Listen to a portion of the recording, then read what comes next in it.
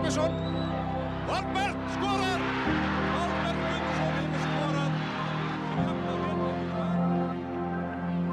Bergjesson og skoðaðar. Glæsilega. Óskar Rafn á móti Bjarna.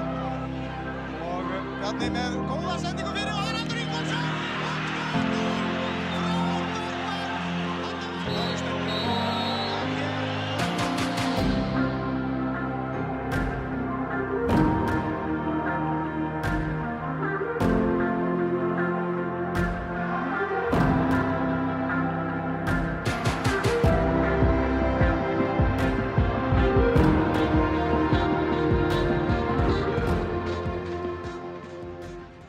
Hello and welcome back to the Best Up Pod. Ever. This time there is no echo, for we are not joined, or shall I say, for I am only joined by Bigwig. and I remain Ragnar. We're here to talk about all things Besta Deildin and tangentially Besta Deildin. A lot to say today. Wouldn't you say?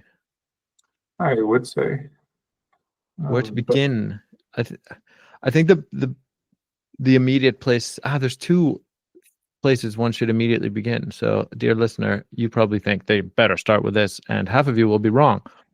I say we start with David Mori.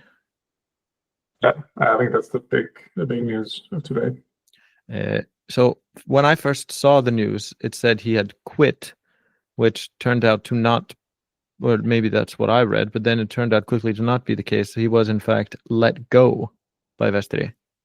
Yeah, he's come out. There's been an interview with him in the media today. It's all happened very fast. So, yeah, there was I think it might have happened yesterday even or something. Yeah, like last night there was a rumor that he would have left, that he has left, and then it was announced soon before midnight. And then there's been plenty of interviews with him and his successor, which we'll touch on in a little bit. But yeah, he said that he was called into a meeting, saying that this is confirming that it was going to be about him, and then they said they needed to make some changes, and that would be done without him. It seems a little. I mean, yeah, the results aren't going their way, and they need things to turn around right away. I guess they're just sort of gambling on new manager bounce, keeping them in the league, rather than this. I mean, if he's leaving anyway, which he was pretty much confirmed, if not like fully confirmed to be, then is this maybe just the right decision? Could be. I mean, a lot of this will go down to whether they stay up or not.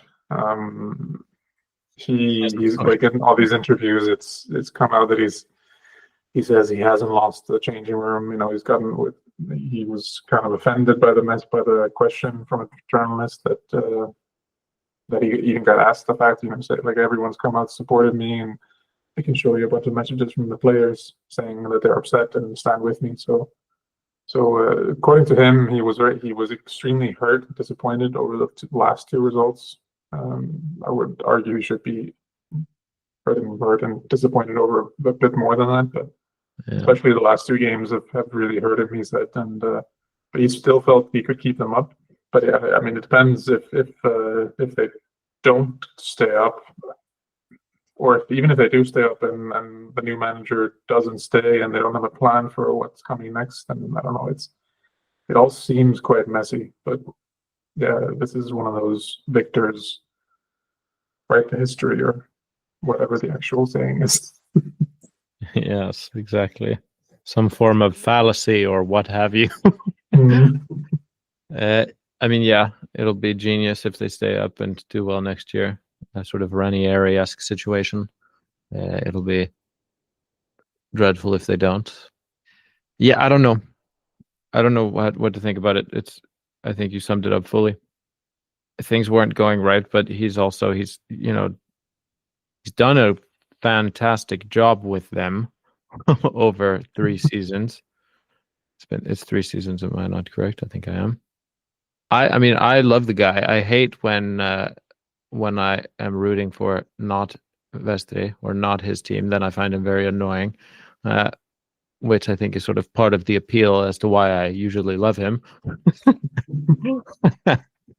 I think he will get a good job after this. I don't think he should be too worried. I think he's rightfully a little bit upset at the moment, but I don't think he has any cause for concern personally. Do you?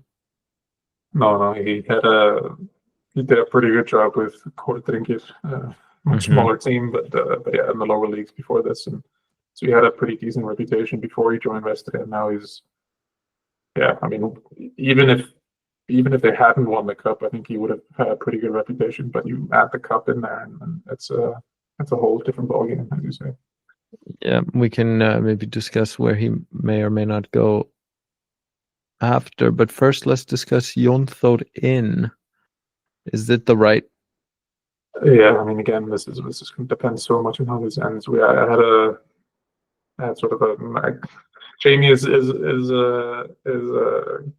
noticeably absent. I don't know. He says he has a work thing. I don't know. Maybe he saw this coming.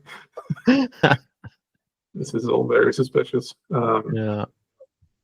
But he wrote to me, or he wrote to us last night when it became announced, and then he said, we started discussing what the reasons could be. Is it because they found someone else they don't want to miss out on a manager that they want for next season? Is it, did he lose was it something Davi Smart did wrong, or was it, all these different thoughts? And Jonthor was a name that Jamie threw up pretty quickly, suspecting that he could be someone that they try to call back, because he was a Vestri manager. He was there in 2021, and they ended 5th in the first division, got to the semifinals of the cup. So he knows the club. I don't know if that's true, but he knows the chairman. I think that's been very publicly said, that the chairman called him and said, can you help us out of this pickle? And Jonthor said that he feels like he owes the team that, because he left IA pretty quickly after arriving. Did very well up until the season there. Yeah, well, I mean, we'll see if this is the right call. Jonthor said that this is still Davi's team. He's not going to come in and change a lot, which, I mean, it makes sense. You can't change that much. There's 3 games left. Mm-hmm. He's quite lucky, I guess, that there's the international break. There's an international break, right? Yeah, I mean, a little bit. It's like a week. Yeah. 10 days break there. He does get some time, and I'm sure that had something to do with it. I think if there wasn't a break, I think that would be quite a silly move with basically no time on the pitch to work with the players. But I think maybe that helps. But yeah, I have no idea if this is the right move. It's could go so many ways. Yeah, I mean, it is just a Hail Mary, and we'll have to see how that one plays out. Do we want to discuss the sort of the overall managerial status of things? Do we want to leave it for later? We might as well get it over with, right? Yeah, I mean, there was already a lot of talk about the general manager, sort of all the managers in the league, with the season coming to a close. The biggest maybe change that was talk about before this change was Heimir at FV. There's a lot of talk that he might not stay with them, so that people are talking who's going to replace him. I mean, Valur is also a big. Nobody really knows what's going to happen after this, especially now that they've almost definitely lost the league. Mm-hmm. Whether Tuva stays there, and I mean, there are some, especially first division managers who have been gaining a lot of traction, getting a lot of talk. Gunnar Heiler with Njarðvík, who has now in the last day or two announced that he will not continue with them. Sigurvin with Þróttur, who was with FV for a little bit as well, so he does know the club. He's been linked with the FV job, and then obviously Jonthor is a name that have been talked about, and I guess Davi Smart is going to be a name now that people will be throwing into the mix, because I mean, Oscar Rapnen at KR is definitely not it's not the safest seat, I guess, in the world. And yeah, I mean, there's a lot of talk. I mean, the only one we know is not going to change is Fram. Runa Kristin signed a new deal there, and it's looking like a pretty stable club there for once. Beating and beating Valor this weekend, right? So Yeah. they're looking pretty good and pretty stable and pretty bright there. Yeah, so I mean, I guess we should expect maybe a lot of managerial changes over the proverbial summer, which is not a summer. The Australian summer. The Australian summer, exactly. I mean, a lot of it will depend on how this stuff ends, right? If he can save themselves a relegation, then maybe Lauterzade will be more safe. He's a name that I think people talked a lot as well about. He's only going to be temporary. But if he saves them, then maybe not. And then after, I think IBF, all these Kawa, all these sort of teams will depend a lot on whether they get relegated or not, I guess. It is a results-based business. Valor, do we think, do they consider this enough of a failure to let Tuva go? I mean, Valor probably do. But I mean, it is like you said, it's a weird place. Like you've said many times, there is this loser stink around them, even though they've only been a handful of points behind Viking Group, like, these sort of teams in the last few seasons, right? I mean, they haven't been like 30 points off, or they haven't been. They're still qualified for Europe most of the time. It's funny, like they're literally in second place, and the narrative is just that it's a huge failure to perhaps sack your manager. Yeah, it's funny. Whereas Stjarnan, same points, third place. You'd never say that. But I mean, I guess expectations are different, right? Success for one is not necessarily success for another, but I guess we'll see. But they did get I guess we can move on to that. Things shifted heavily over the weekend with Breiðablik failing to beat FO, that game ending 1-1, and Fram beating Valur 2-0 thanks to Fred, our boy. And Víkingur, of course, beating Stjarnan there at the death with that unfortunate mistake, leading to a goal there. So that puts Víkingur 7 points ahead of Valur and Stjarnan with only 3 games to go, meaning that it's basically over. Yeah, I mean, we spoke about it at some point as well. Like, these aren't teams that aren't. Breiðablik hasn't won for 2 months. Valur hasn't won for. I mean, it's not like they're winning every game either. So yeah, this would be an insane collapse. But you can go also with the other teams all of a sudden remembering how to win. I mean, the only teams that have won so far in the upper split. I mean, there's only been 2 games, but it's been Víkingur and Fram. All the other teams have either drawn or lost. So. Yeah, no, it's done. There's no way that both Víkingur screws this up so much, and that the other teams somehow. I mean, they are playing Breiðablik and Valur now, as well as FO. So, I mean, there's a world where they lose all 3 games somehow. But yeah, it'll be one for storybooks. It would be quite insane. But even then, like, even if they lost 2 and drew 1.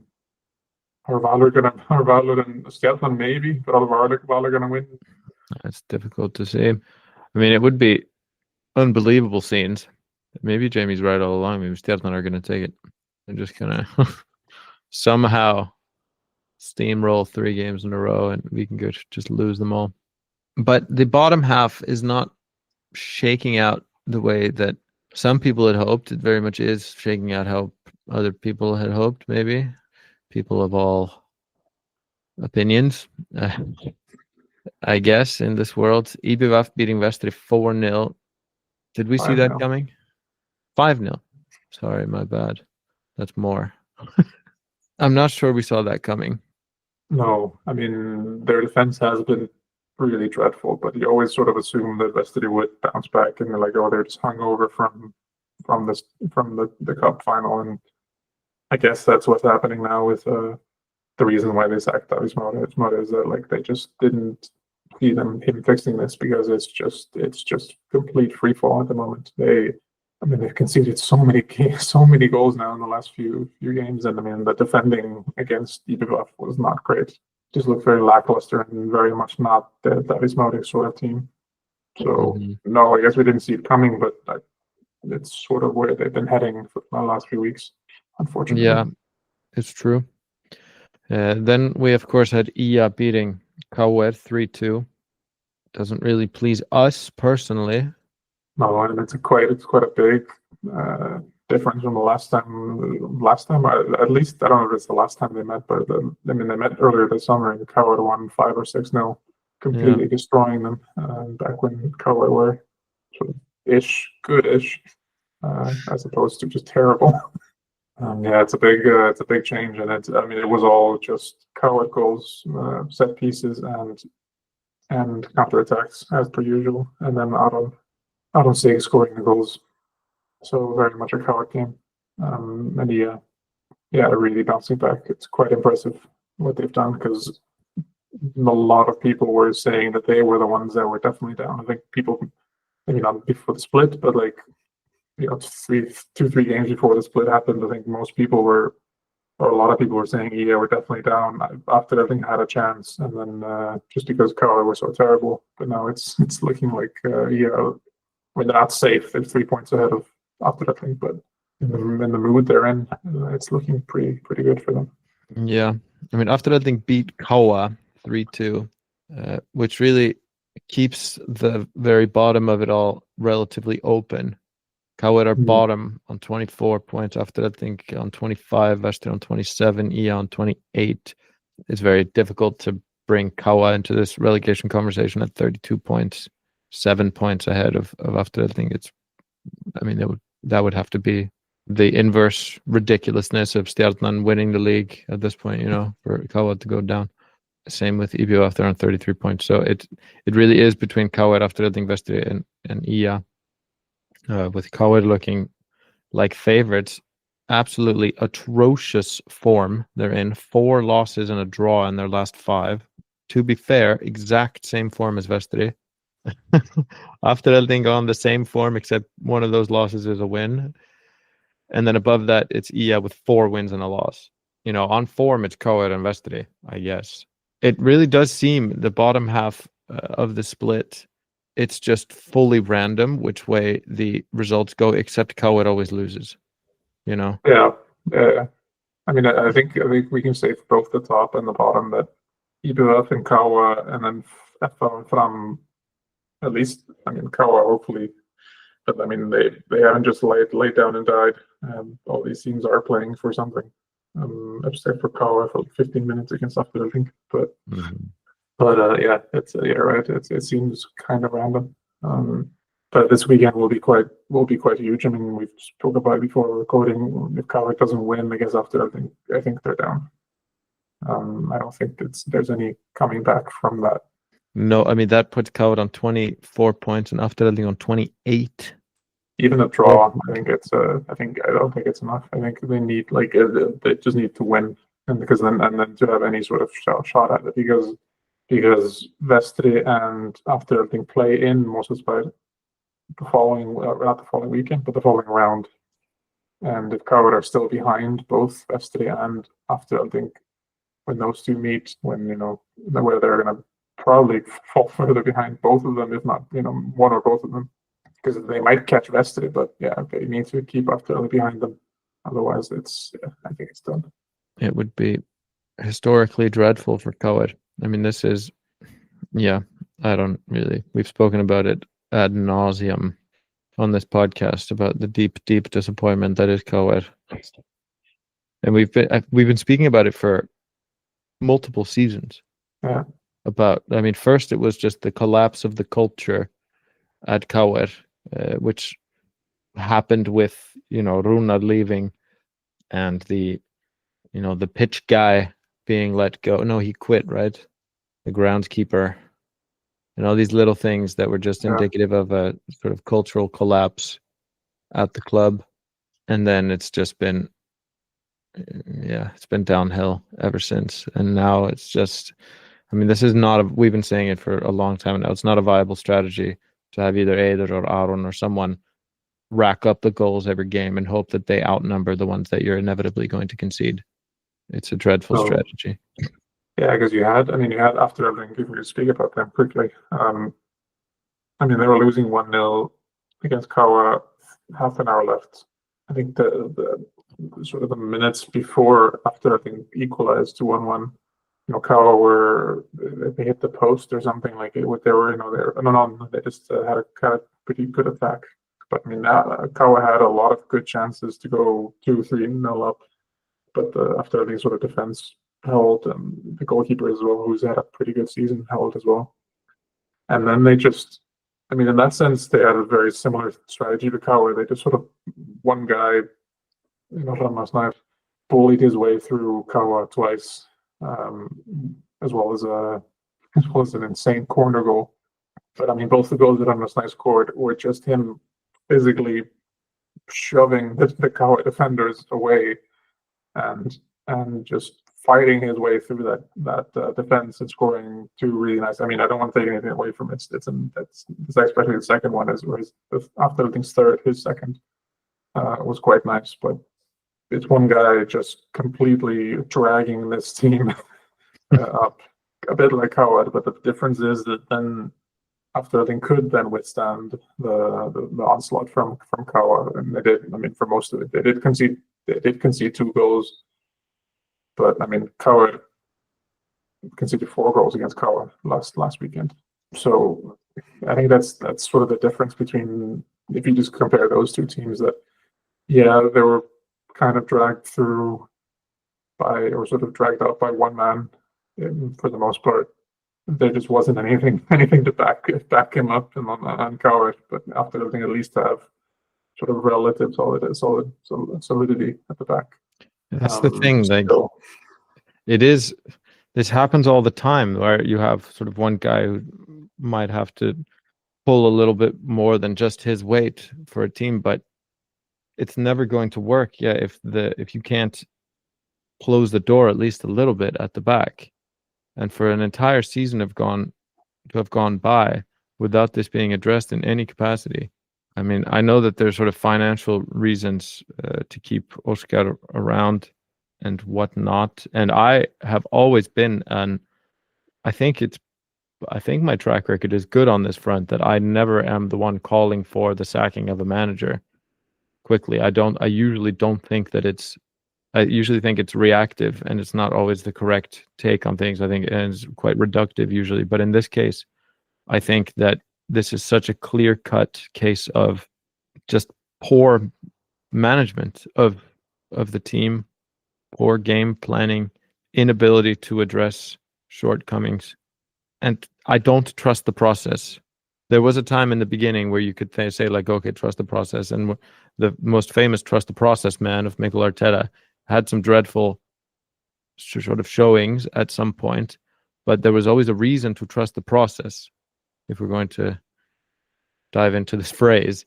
But I don't really see a reason to trust the process, because it's just like, oh yeah, we're going to have a couple of dudes score some bangers, and that's it. I mean, we talked about this last time. It's not that difficult to try to shore up corners, for example, or at least sort of make it obvious that that's what you're trying to do. And if you can't, over the course of a season, coach a defense, then get someone who can. I'm firmly, like never before, in the camp of this is unacceptable. Yeah, no, I mean, I think, like you said, I think we've rarely, if ever, called for. I'm sure someone can find an example of us saying the exact opposite at some point, but it's. I don't think it happens very often that we call for someone to get sacked, because, like you said, it's rare that it's completely down to that. Like if you just go to English football again, go to like Man United or something, and it's continuously blaming the manager. And yes, you can take certain games and find certain flaws with an approach to a game where you can say, okay, this is the manager's fault. But if you look at, for most teams, I think if you look at sort of like, if you're trying to take a run that's going badly and, say like, oh, this is definitely, or like a huge downfall of a club, and say like, this is going badly because of this one man, it's usually not true. But in this case, it seems very much like it is at the moment, because there isn't, if it was like was talked about early in the season, that how it was this tiki-taka team that just was just bullied over by some defensive managers and teams that just did kind of like sat back for 90 minutes and then scored on a corner. You could have an argument on okay, that's we'll get it right one day, we'll find a way through, and it'll be fine. But doesn't seem to be a plan. There doesn't seem to be a strategy. There doesn't seem to be a way of playing other than just holding the ball and pressing high. I don't know. I'm sure there is a plan. It's just not working. No, I don't see it working. Quite honestly, I don't know. Maybe he just needs better players, but I don't think that's fair to say. I mean, I have been disappointed in the defensive performances of individuals as well. Like, let's not fully absolve people of blame. Let's blame everyone. No, but it is this lack of accountability and lack of doing anything of meaning about it and showing that there is any map to get out of this nonsense. I don't see it, and I haven't seen it. So I don't think we've called for this before in this sort of way. But this seems like a fully unnecessary collapse over the course of an entire season. Not cool, bro. Not cool. No, I mean, we've conceded 58 goals now. It's too many goals. It's far too many goals. I mean, it's by far the most, right? The number 2 is Ia, conceding 45. That's like what, over 20% more goals than the next. So Haukau last year conceded 71, so we're not quite there yet. Good God. And we've scored 46, which is far, far better than any other team in the relegation group. It's on par with the sort of upper echelons. Fram have scored very few, 35. They're 35-33. They are a meat and potatoes sort of team. We've said it all along. They're just they grind things out. It's either 1-0 to them or the other team. But I mean, yeah, we're putting up goal numbers like the top 3, and conceding, goals basically for two teams worth of goals. If Coed have conceded almost exactly the same as Vikingur and Ibiov combined, one fewer. That's not great. No. So yeah, it's not a great feeling. But maybe this is our fault for talking down. Yeah. What did we do? That's how. Yeah, we tried to talk them up last week. The universe knows when we're trying to game it. But today we genuinely talked up Ia. Yeah. I mean, they deserve. They deserve to be away from the relegation. They're not right now. At least they're too good to be. And we saw some, like we spoke a little bit about a few weeks ago or last week, I don't remember, where sort of you could see more than one player being the level of quality needed to drag them out. You saw Johan as well. Like there was at some point where he just completely bullied a Coed defender off the ball and got a corner. Like he pulled two people off the ball and got a corner. Like Victor Jonsson was obviously amazing. The keeper of Nemarno was really good. Like you have too many people in that team playing to their level at the moment for them to be down in the mucks with the rest of us. I mean, we talked about Ia early in the season. Our take was that they were just underperforming. This was always. It wasn't that they were bad.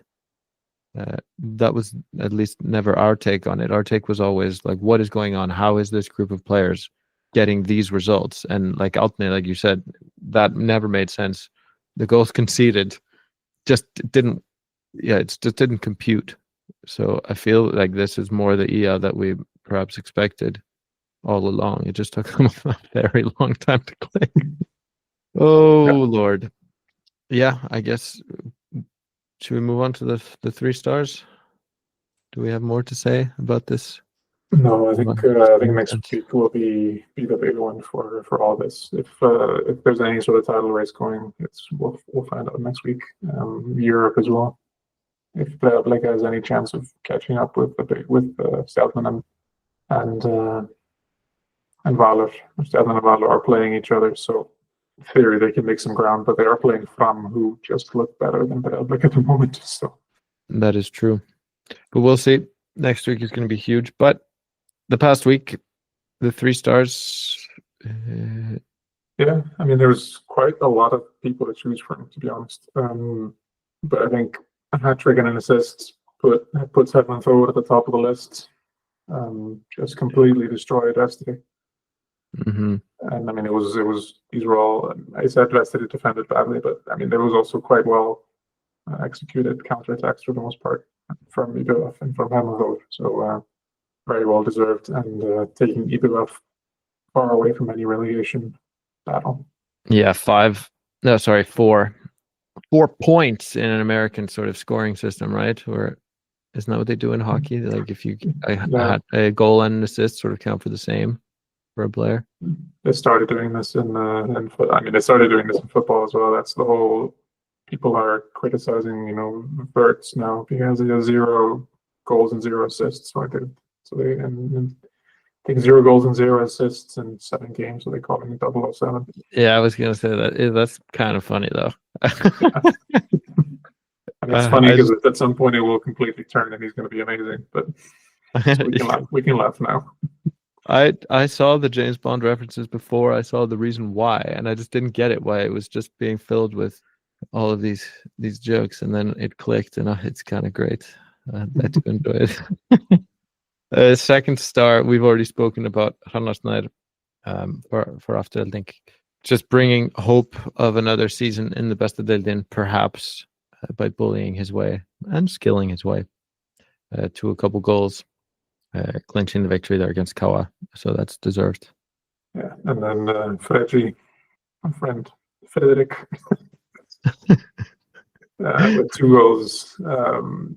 His first goal of the season, which is a bit insane, but it also makes sense because he has been in the last 2 seasons been further back on the pitch, so doing more of the defensive work again, showing that he is one of the best players in this league with 2 amazing goals against not a even though we talk about them as if they are, this Valur is not a bad team. So yeah, great performance from him. Well deserved. We didn't have a listener question, did we? No, I think I forgot to Oopsie daisy. But we did have some commenting. We were disagreed with publicly. I had a fan saying absolutely was a penalty in the Valur game. I mean, I think I was pretty harsh on people last time that have that opinion. But I'll concede. I mean, yeah, you can take it either way. And he apparently sort of presented it to people with no priors and was agreed with. Fine. I still maintain it's a little harsh. I don't enjoy seeing penalties like that. But you do you, my man. And let's hope. I don't know. What can someone disagree with us about this week? Maybe about managerial stuff. That's the sort of main subjective thing we brought into it, right? Someone's going to be like, Oscar is the best possible candidate for the Kauer job. He's obviously going to turn it around. Trust the process. Yeah. I mean, and maybe you do think that. Maybe that's true. Yeah, comment if you think we're wrong. Absolutely. Yeah, maybe we can have some sort of questions about that or about Davis Mode or what have you. Let's see. Check the questions on Spotify. We haven't plugged this stuff in a while. There's the Instagram, which is at Besta English. And then, of course, on Spotify, there's questions and things. So hit us up. There's also an email if you are into that kind of thing, right? Yeah, we do. It's what is our email? thebestapod@gmail.com. Yeah, so if you have any long form commentary, then throw us a line. Other than that, let's go over the upcoming games, like we usually do on Saturday, the 4th of October, this weekend. We have Kauer Afturelding in Vesturbær. Huge game in the relegation fight. We have IBVF IA, which is going to set the tone for IA going forward. If they manage to win this, then they're safe, I would say. If for they sure. lose, however, they might find themselves getting dragged into some nonsense. Valur Stjarnan, we commented about this. We are of the opinion that Stjarnan are currently better. This can't be a draw if either one of them really wants to try to take part in this supposed title fight. A draw would fully kill it. Kawa Vestri, this is do or die for Vestri. That is on Sunday. So all the other games are on Saturday. This is on Sunday. We have Kawa Vestri. Then we have Breiðablik Fram. Yeah, I mean, not really for anything, but let's see if Fram can continue their great form, or if great form, or if Breiðablik can turn it around. Then we have Víkingur FH on Sunday as well. And if we can go lose that, then this theoretical title fight is on. Other than that, we have nothing else to say. Enjoy your football this weekend. Enjoy your week. Shout out to our fans, and see you next time. Bye.